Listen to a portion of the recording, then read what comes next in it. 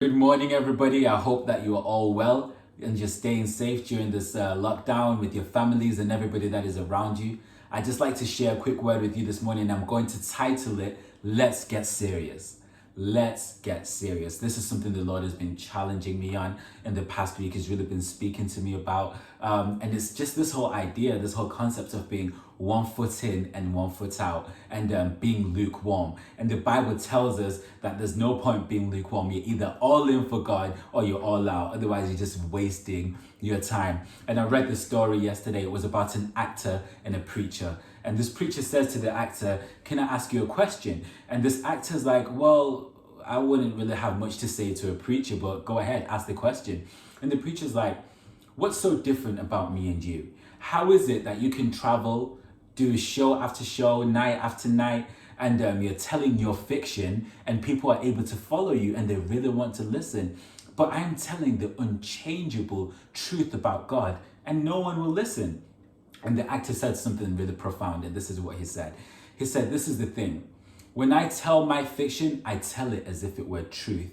And when you tell your truth, you're telling it as if it were fiction." And I thought, wow, that says so much about the passion that the actor had about the message that he was sharing. So much so that people were coming from miles away to come and listen about it, to listen and hear about it. And this is the thing that I feel like God has been challenging me on. How passionate are you? And I thought, well, how can I get passionate? How can I live that life totally sold out for God? And these are the 3 points that I hope you can take away with you today. And the first one is get rid of all distractions. Focus on the Lord. This is what Joe Marks was talking about a couple weeks back, getting rid of distractions. And it's asking yourselves, what am I passionate about?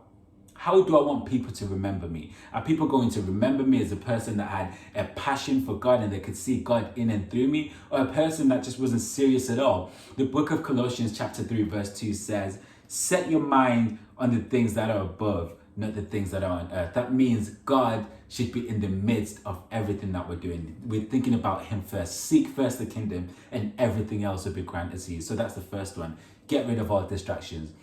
And 2, cultivate an active prayer life.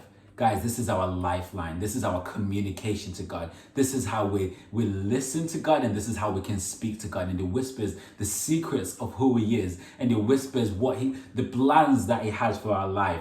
And the book of Romans 12, verse 12 says, be joyful in hope, patient in affliction, and faithful in prayer." Prayer should be at the midst of everything that you're doing. And my last point is open the Bible and read it.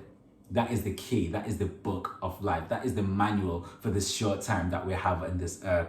And the book of Matthew 4, verse 4 says, "Man shall not live on bread alone, but by every word that proceeds from the mouth of God." And how do you find that word? It's in the Bible. It's all there. These are the 3 things that are our oxygen. This is how we live. This is how we should live a life on fire for God. I was listening to a teaching by Brandon Lake yesterday, and it said something really profound. And it said, if you light yourself on fire with passion, people will travel miles and miles to watch you burn.